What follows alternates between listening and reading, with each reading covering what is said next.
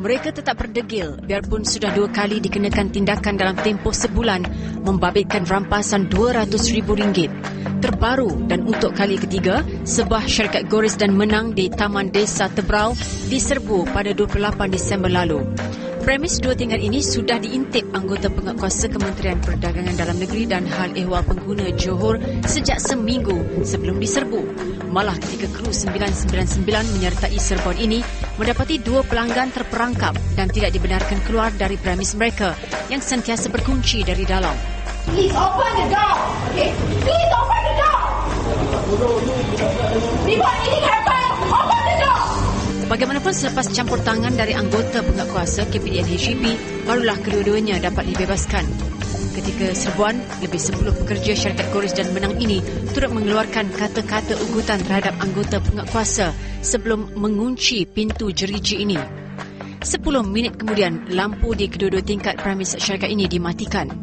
Sehubungan itu, bantuan anggota polis turut dipanggil berikutan tindakan agresif beberapa kaki tangan syarikat ini. Okey. Siapa tong soal? Buka lampu, duduk semua. Duduk. Sidang. Namun, ketika bantuan sokongan tiba diketuai penolong pengarah penguatkuasa KPDN HEP, P. Ramesh, setengah jam kemudian, arahan untuk membuka pintu tidak diendahkan. Pihak berkuasa kemudiannya memecah masuk ke dalam premis dan menemui hanya 4 pekerja sahaja yang tinggal di tingkat 2. Pemeriksaan kemudian menemui slip Goris dan Menang yang turut mempunyai kod rahsia yang dicetak kecil bagi mengaburi mangsa penipuan mereka. Fail ini pula membuktikan ramai yang sudah menjadi mangsa, manakala permainan ini jelas menunjukkan aktiviti mereka. Sementara itu, arahan membuka premis di tingkat 1 bukan sahaja dilengahkan, malah 3 pekerja syarikat ini turut bertindak agresif biarpun dengan kehadiran anggota polis. Hanya selepas dipecahkan, rahsia di sebalik pintu ini berjaya dibongkar. Di sinilah tempat penyimpanan barangan Goris dan Menang yang ditawarkan kepada mangsa dengan dakwaan bernilai lebih tinggi yang juga merupakan tempat persembunyian kaki tangan jualan yang rata-rata berusia belasan tahun.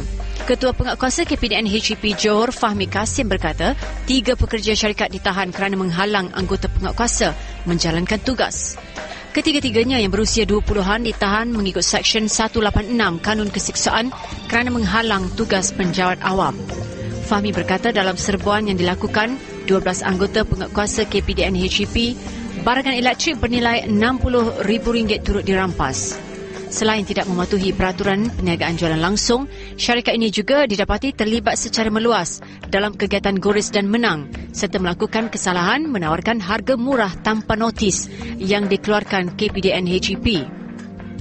Justru, Fahmi meminta orang ramai menghubungi pihaknya jika didekati jurujual Goris dan Menang di talian 07 2272 833 atau 07 227 2811.